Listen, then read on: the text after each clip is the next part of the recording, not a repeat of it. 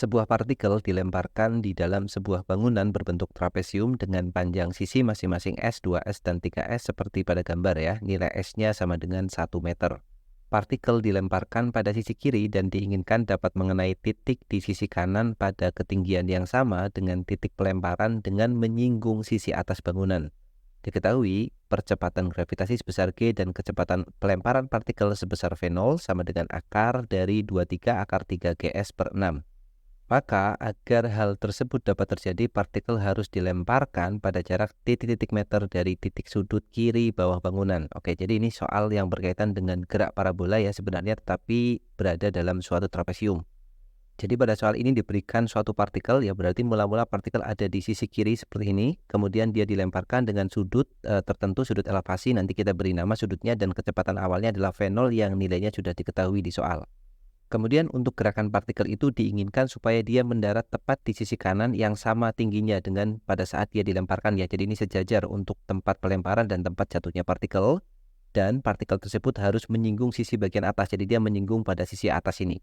Nah, pertanyaan dari soal ini adalah berapakah atau di manakah partikel harus dilemparkan pada jarak tertentu dari titik sudut kiri bagian bawah. Jadi panjang dari partikel sampai ke bagian bawah ini. Nah, ini akan kita cari untuk kasus ini ya.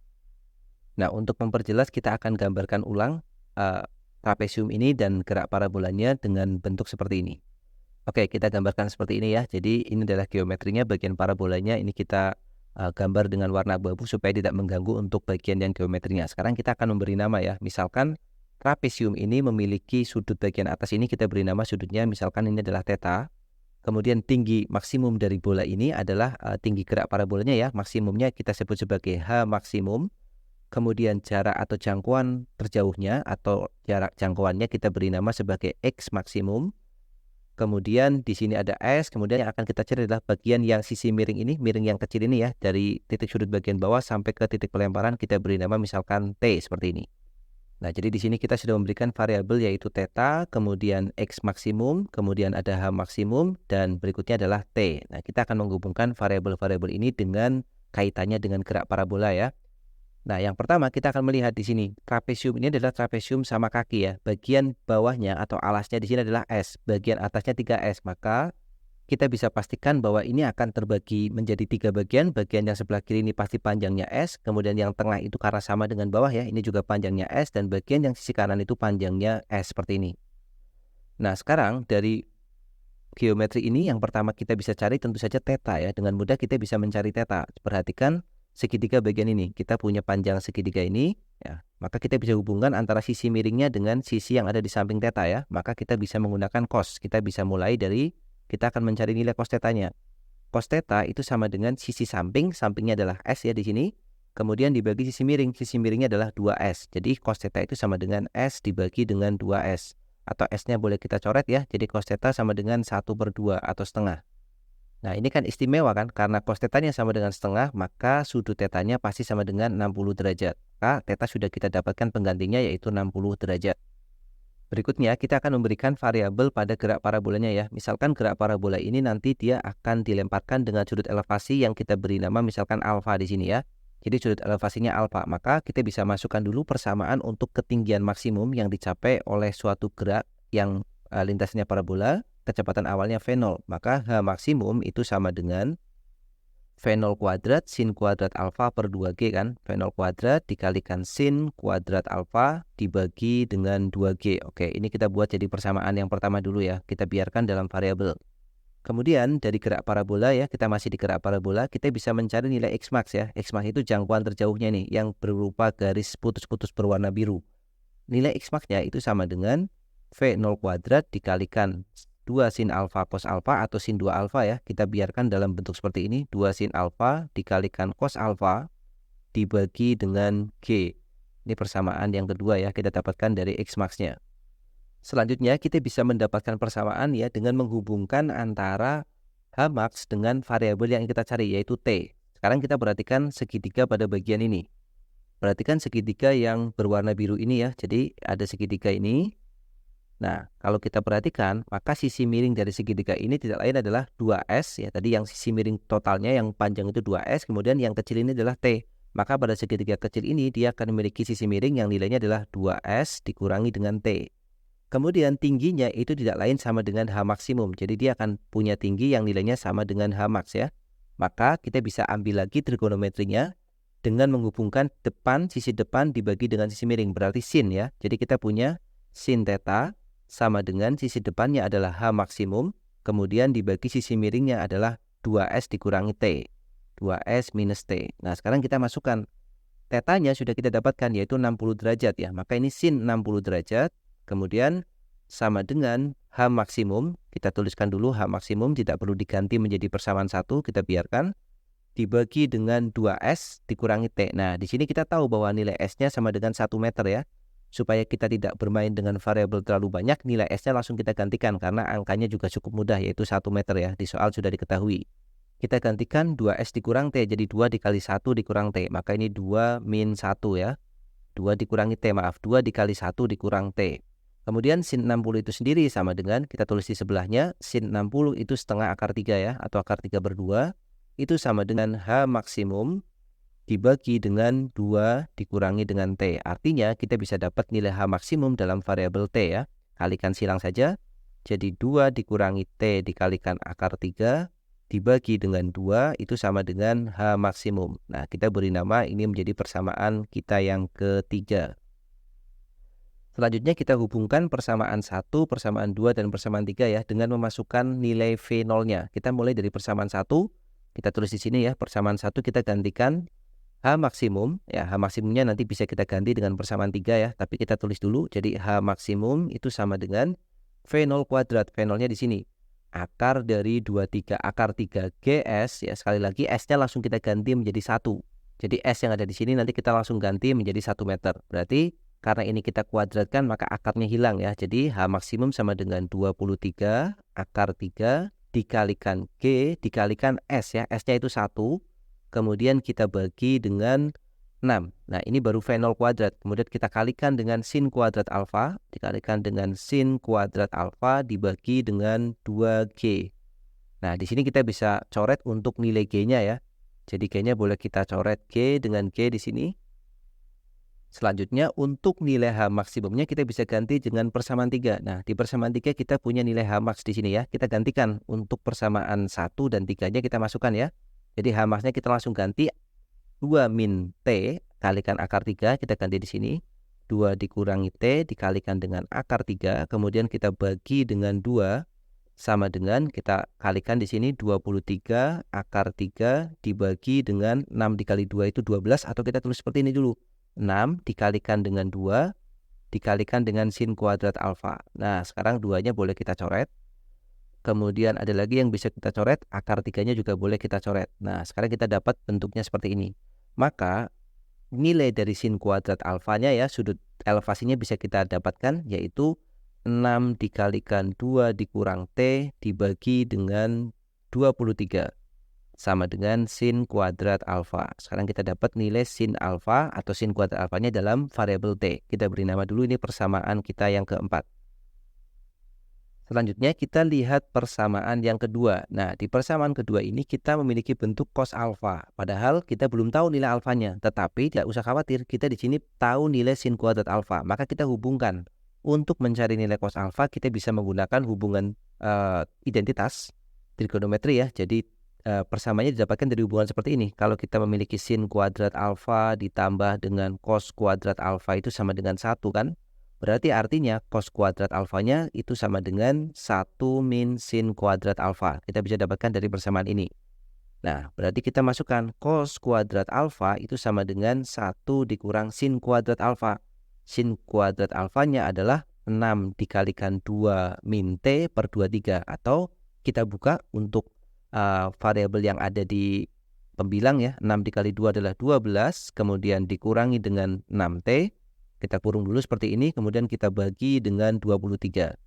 Kemudian kita samakan penyebutnya, jadi cos kuadrat alfa sama dengan samakan penyebutnya menjadi 23, berarti di sini adalah 23 dikurangi dengan 12, ya, minus dikalikan 12 jadi negatif 12, negatif kali negatif jadi positif, positif 6T.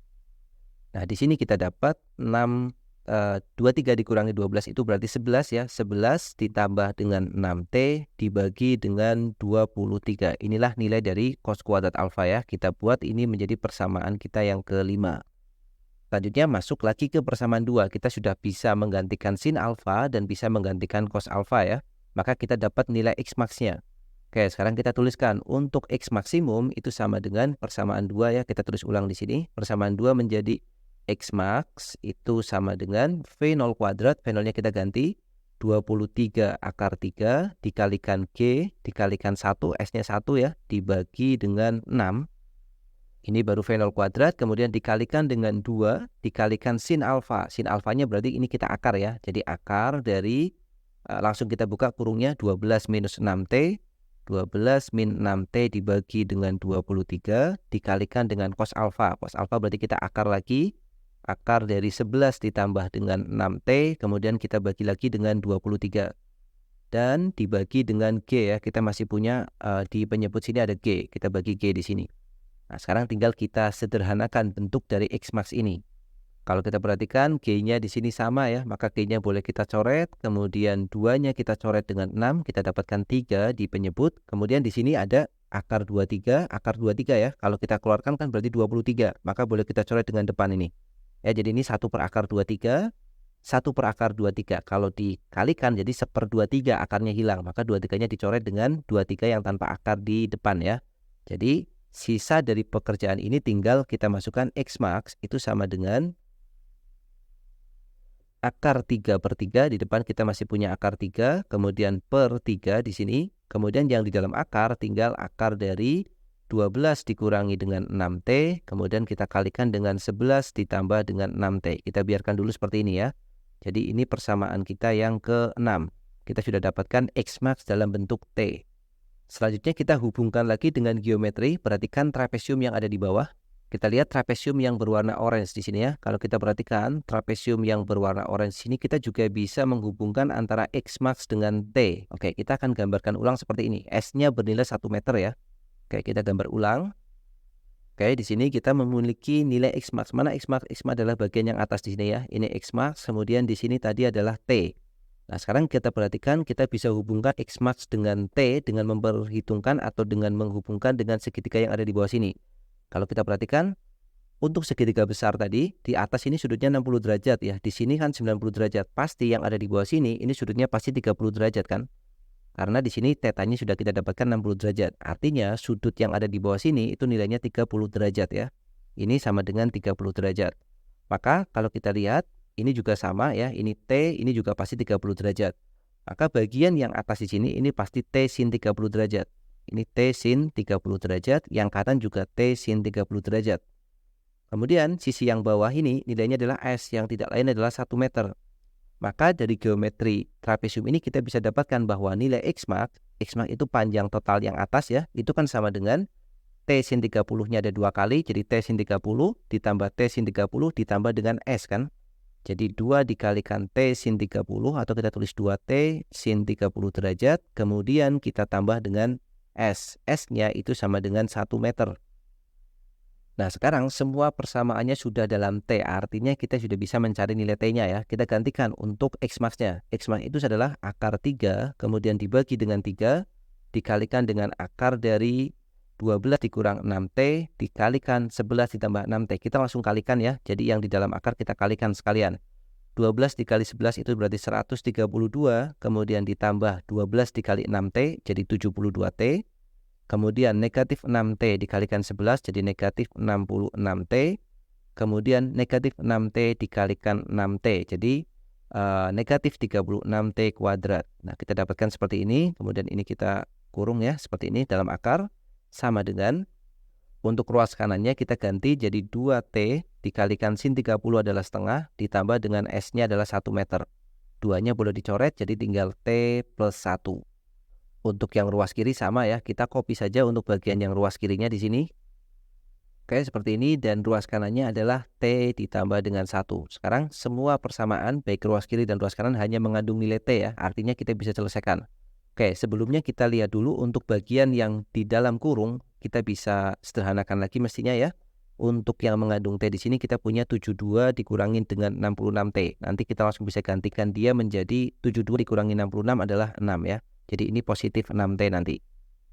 Oke, setelah itu kita bisa kuadratkan kedua ruas ya. Karena di sini ada akarnya, yang ruas kanan tidak ada akar, maka kedua ruas kita kuadratkan. Oke, kita tulis di sini. Kuadratkan kedua ruas, maka kita akan mendapatkan ruas yang kiri. Akar 3 dikuadratkan kita dapat 3 per 3 dikuadratkan kita dapat 9. Kemudian dalam kurung akarnya hilang jadi 132, kemudian ditambah dengan 6T ya. Kemudian dikurangi dengan 36T kuadrat sama dengan T ditambah 1 yang ruas kanan, T plus 1. Kemudian 3 dengan 9 boleh kita coret, ini jadi 3 ya. Kemudian 132 dibagi 3, ini kita semua dalam kurung kita bagi semua dengan 3. Jadi 132 dibagi 3 adalah 44 ya, jadi 44, kemudian 6T dibagi 3 adalah 2, jadi plus 2T, 36 dibagi 3 adalah 12, negatif 12T kuadrat. Oke, yang ruas kanan belum kita kuadratkan ya, ini langsung kita tulis kuadrat di sini. Yang ruas kanan juga kita kuadratkan, jadi T kuadrat, kemudian plus 2T, kemudian plus 1 ya. Nah, sekarang yang 2T boleh kita coret ya, karena sama ya, dikurangkan jadi 0. Kemudian kita pindah semuanya ke ruas kanan untuk yang mengandung T kuadrat. Jadi T kuadrat ditambah 12T kuadrat. Kita dapat 13T kuadrat. Yang ruas kiri 44, ini ada angka 1. Dipindah ke kiri, jadi 44 dikurangi 1. Jadi 43 ya. Maka kita dapat nilai T-nya, kita tulis di sini. T sama dengan plus minus akar dari 43 per 13. Nah, seperti ini. Nah, tetapi T itu kan panjang ya, panjang tidak mungkin bernilai negatif, maka kita ambil solusi positifnya, yaitu sama dengan yang positif saja, akar dari 43 dibagi dengan 13. Nah, kalau kita hitung di kalkulator, kita akan dapatkan nilainya mendekati 1,8187 ya. Jadi kalau kita tuliskan dulu apa adanya, 1,8187. Padahal kita harus menuliskannya dalam satu angka di belakang koma ya, maka kita tulis 1,8. Nah, maka nilai T-nya adalah 1,8 meter. Kita isikan di sini ya. Jadi pada jarak berapa? Pada jarak 1,8 meter. Seperti itu.